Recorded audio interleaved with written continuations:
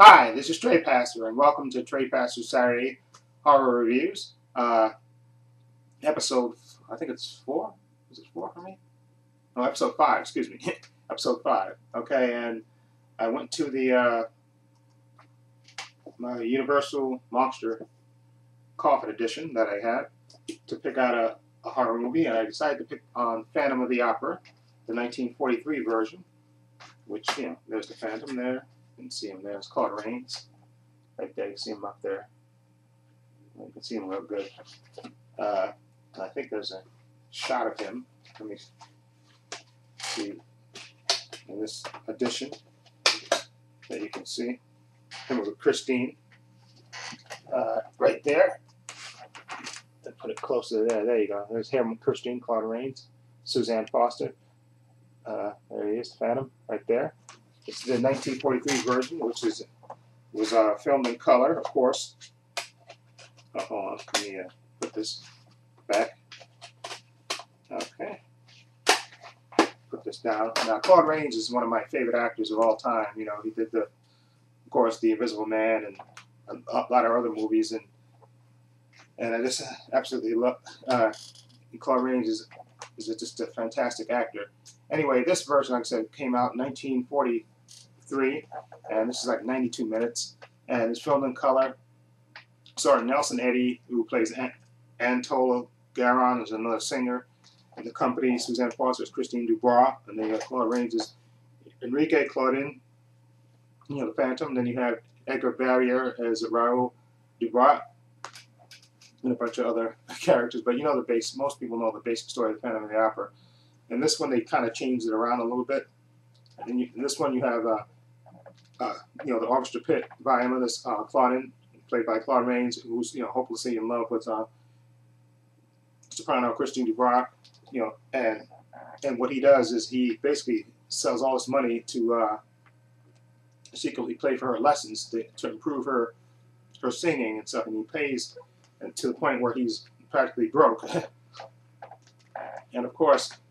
And when he's on the verge of, the manager one night, the manager notices, the conductor notices that he's not hitting all the right notes during the concert, during the opera, and he pulls him to the side and, has him play, and then he basically tells him, Claudine tells him that his left hand has a tremor, and he can't really play like he used to, and, the conductor is sympathetic, but he says, listen, you can't, be in the orchestra anymore, but I'll give you a lifetime pass.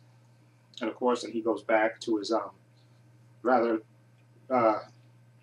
rundown room that he shares, and it's like I said, his only great passion is helping Christine, who he's fallen helplessly in love with, helping her succeed to be a great singer, opera singer. But he has an opera that he wants to get published, and in that way he figures he can fund Christine's further lessons. But of course, when he goes to the publishing house, they basically wind up stealing his thing, and he winds up in a fit of rage murdering one of the publishers, and he gets acid thrown in his face for his troubles. Of course, and then of course the police are on the hunt for him because he murdered, one of the publishers, and he has to basically goes underground. And also in the story, you have the baritone Anatoly and Police Inspector Rao, who are basically romantic rivals for Christine.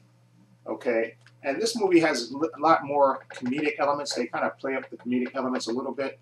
The horror, not so much, but there's horror there because, like I said, the Phantom does murder a few people, but Claude Rains makes the movie for me. He's so sympathetic in the beginning of the movie. You see where before he does his Phantom turn or heel turn as the Phantom, he you feel for him because that he's.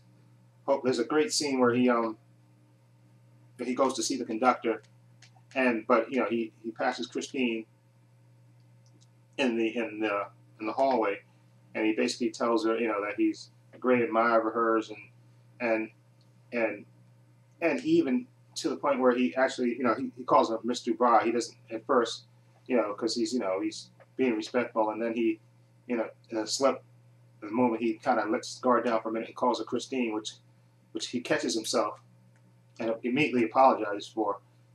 And it's, you just feel so much for Claude Rains because he, obviously, he's an older man and he's hopelessly in love with this young singer, and he wants the best for her. He's to the point where he sacrifices basically his whole living to make sure she succeeds. And of course, like I said, once he becomes the Phantom, he goes underground, and then anybody that tries to stop Christine from, he tries to help her, of course, in various ways, and anybody that tries to get in her way of her succeeding, he takes care of. Okay, and like I said, they play up the comedic elements a little bit more in this movie, a lot, and it's an entertaining movie too. And the opera, I don't hate opera, but I am listening to opera. But the music in this movie is fantastic. Okay, and like I said, the singer, you have to give Suzanne Foster and Nelson Eddy, who did their own singing in this movie, absolutely fantastic voices. And like I said, the music is fantastic, and doesn't put me to sleep. And like I said, they played the comedic elements because there's that rivalry between Anatole and Raoul, for Christine's affections. So I guess they changed it around it because I think in the original movie was I think Raoul was just, I don't know if there was a baritone, but maybe, like I said, I got the only other version than this that I've seen. I think I've seen parts of it. Not all is the one with Emmy Rosen and what's his name, Gerard Butler, and I think Patrick Wilson's in that too. I've seen parts of that one, but so I don't know if that rivalry between. But anyway, in any event, that's like I said, the horror elements in this, or like I said, he gets disfigured, and of course he has to wear the mask and skulk about the the theater, terrorizing the theater and stuff. Like I said, they kind of play up the comedic elements in this movie a lot more than I guess. And the horror is that the horror, of course, that you have this madman running around, and of course, murdering people that get in his way from stopping Christine, who he absolutely loves, from succeeding.